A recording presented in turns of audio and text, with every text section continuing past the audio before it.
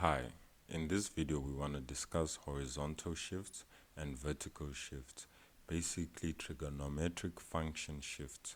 We've already made a separate video on shifts for functions, but I thought it would be helpful to just show you that for our trig functions the same rules will apply. So far we've managed to come up with the formula for our trig functions as y is equals to a sine or cos or tan of, let's rather use cos in this video, so a cos bx. But this is as far as we've gone.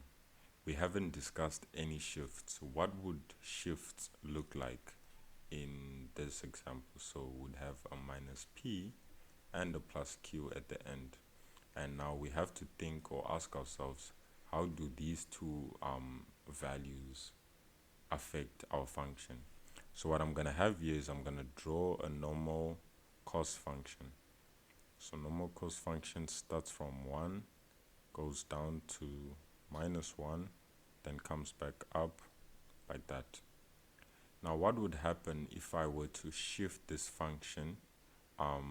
Let's say this is 0, that is 90, that is 180, 270, and 360, right? These are the denominations we use when plotting a normal cos graph.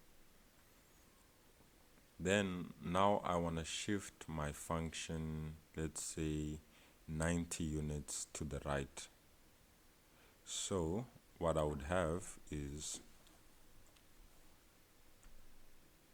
we can take our function as it is, and then just the point where we have our 90, so somewhere here, we shift that point, which is 90 here. If we're shifting it 90 units to the right, that means it's going to end up over here at the origin.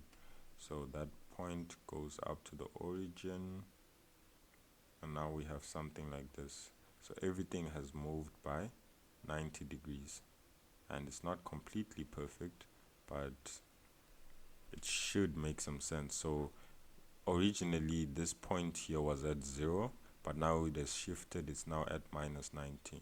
This was at 90, now it's at 0. This was at 180, now it's at 90.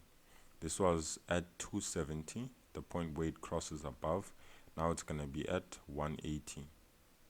And then the graph ended at 360, but now it's ending at 270. But I'd like you to see something. If we were to continue the pattern of this function, going down like this, and then going up, and then going down again, you see that we end up at 360 over here. And if we were to block off this part, right, if I were to erase this part, this basically looks like a sine function that has been shifted, or that has been reflected rather, about the x-axis. This alludes to what I was leading on earlier in the previous lessons when I talked about how the cos and the sine function are not like two separate functions. It's basically one function that has been shifted 90 degrees out of phase. So that is our cos function. This is what it would look like should we shift it 90 units to the left. So on your own, you could try to draw a normal sine function, then try and shift it 90 degrees to the left as well. See what it uncovers. Then after talking about horizontal shifts, we also want to talk about vertical shifts. In this case, I'm going to use a sine function. So we've seen what the effects of p can do. This would be y is equal to cos x. But this one would be y is equal to cos x. Since we shifted it 90 degrees to the left, it means we're going to put plus 90. Remember, the same standards apply. We are moving it to the left, so we add 90 degrees to each and every x value. So we can then move on to vertical shifts. So given a sine function that looks like, let's take this for example. So this is just a regular sine function. Y is equals to sine x. What would y is equal to sine x plus 2 look like? So we can illustrate that here. Y is equals to sine x plus 2 would look like this. So our original function starts from 0, goes up to 1, and goes down to minus 1, and takes 360 degrees to do that. Then our new function is basically gonna have all these points. So now we are trying to draw y is equal to sine x plus 2. It means we're gonna take all of these points and shift them up by 2, which is a fairly simple thing to do. So let's just put it somewhere central, like there. So basically y is equal to sine x. If we put 0 here, we get 0 out. But if we add 2, we end up over here. Looks like I might need to extend this.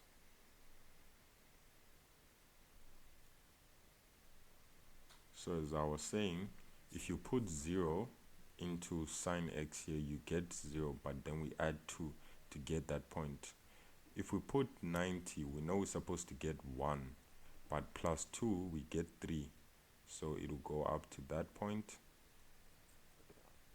Then if we put 180, we know we get 0, but plus 2, we now end up over here.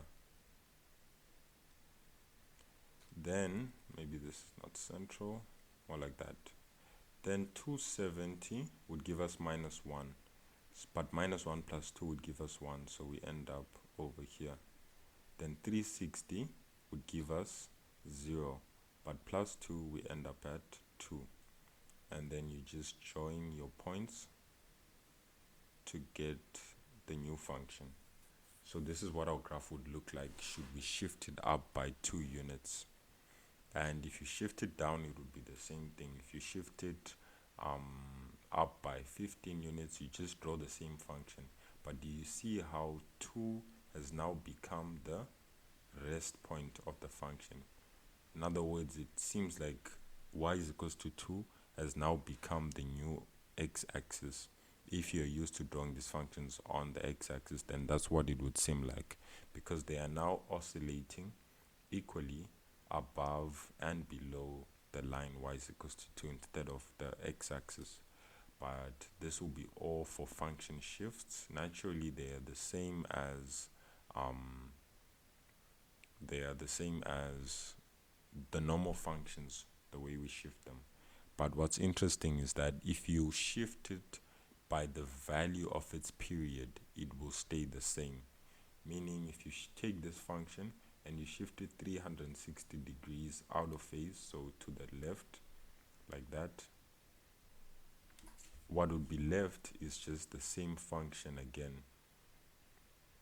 So something like that.